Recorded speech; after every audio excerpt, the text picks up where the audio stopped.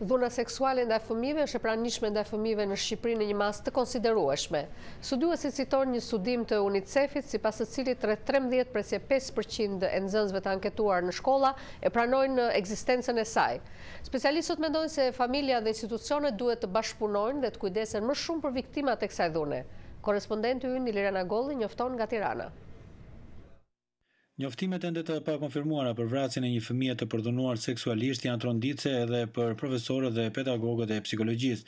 Shefi i Departamentit të Psikologjisë dhe Edukimit në Fakultetin e Shkencave Sociale të Universitetit të Tiranës, Adem Tamo, thotë se ngjarja ka disa shtresa të zeza. Fëmia është përdhunuar, ai ka humbur jetën më pas, ndërsa familja dhe shoqëria janë goditur në një pikë shumë delikate.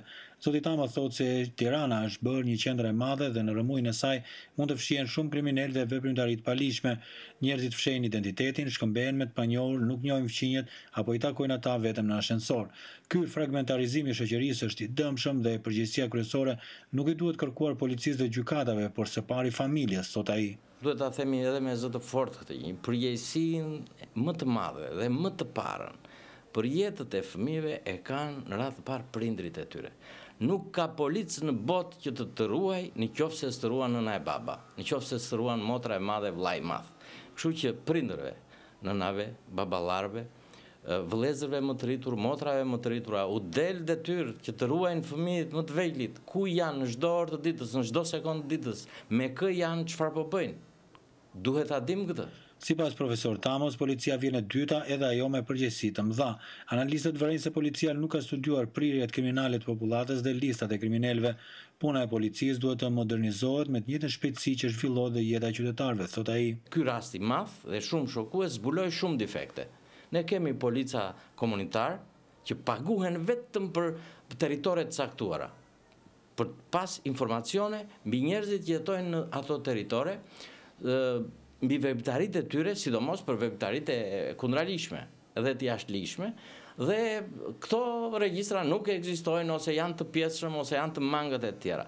Ky është rasti i mirë për ta menduar ligje.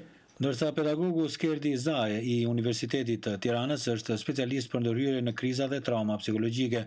Ai thotë se në të tilla raste të gjithë nxitojnë që të ndëshkojnë fajtorët në polici dhe gjyqe, por harrojnë se ata që kanë më shumë nevojë janë viktimat, ndërsa shoqëria dhe institucionet shtetërore duhet përgatiten më mirë për rehabilitimin e tyre. Duhet kemi një vëmendje më të madhe edhe ndaj viktimave të tyre. Çfarë bëhet me këta fëmijë? Kush do të merret tani, cila është ajo strukturë shoqërore që do të merret, do t'i mbështesë, do t'i trajtojë këta fëmijë që këta të kenë një të mos vuajnë pasojat e tmerrshme që vuajnë nga abuzimi dhe dhunimi seksual në fëmijëri. Trajtimi menjëhershëm do të bëjë që pasojat të jenë më të vogla, që fëmijët kenë mundësi që të integrohen në shoqëri. Identifikimi i abuzuesve seksuale është shumë i vështirë, thot zoti Zaj, sepse nuk kanë shenja apo sjellje të saktuara të dukshme.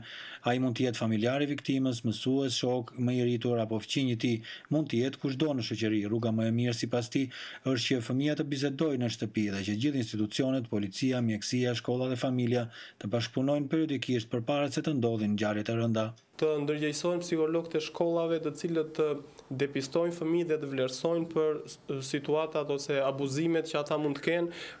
Mjekët edhe policia duhet të jenë më të ndërgjegjësuar për shenjat caktuara që mund të raportojnë prindrit ose psikologët, dhe të gjitha këto struktura duhet të bashkëpunojnë në mënyrë që të kemi një shoqëri më të sigurt dhe një mjedis më të sigurt për fëmijët tanë. Sipas një studimi të UNICEF-it, dhuna seksuale raportuar nga vetë nxënësit mendohet se është rreth 13.6%. Shifrat janë të larta, dramatike dhe të ngjashme me një studim botror në 180 vende, thonë specialistët. Dhuna seksuale ndaj fëmijëve është mjaft e pranishme në Shqipëri, thonë ata, së bashku me dhunën e llojeve të tjera ndaj të miturve.